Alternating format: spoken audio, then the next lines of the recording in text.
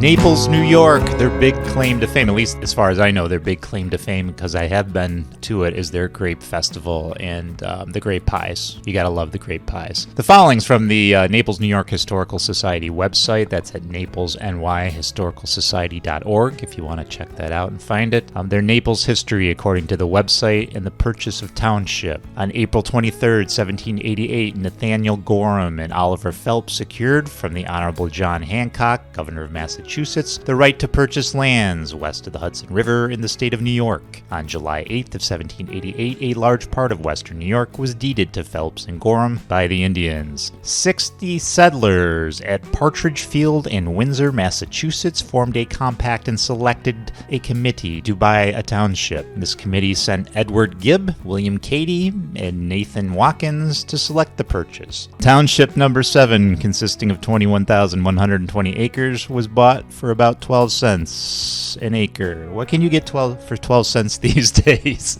I'm trying to think really hard. What can you get? Is a penny candy even a penny anymore? Is there such thing as penny candy anymore? I don't think you can get anything for 12 cents. All right, then the website goes into the early settlers. I'm not going to get into that. The first square log house, when not occupied by families, was used for church services. In June of 1792, the Reverend Zadok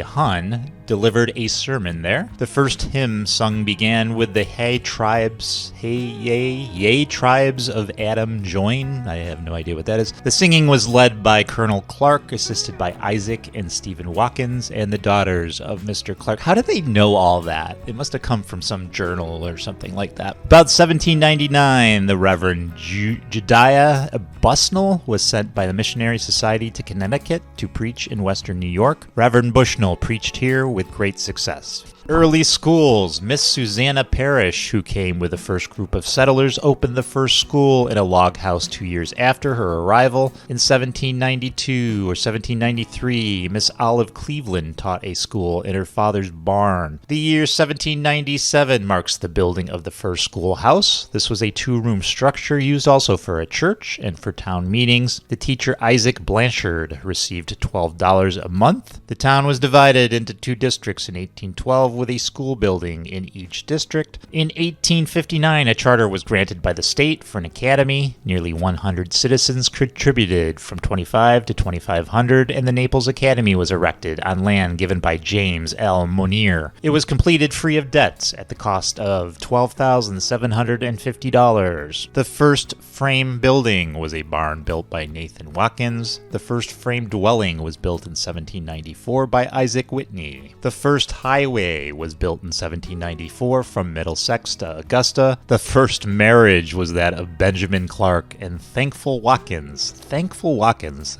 That's an interesting name.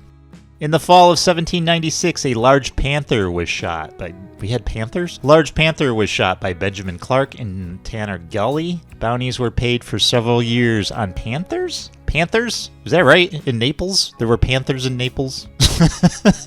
I'll have to look that up.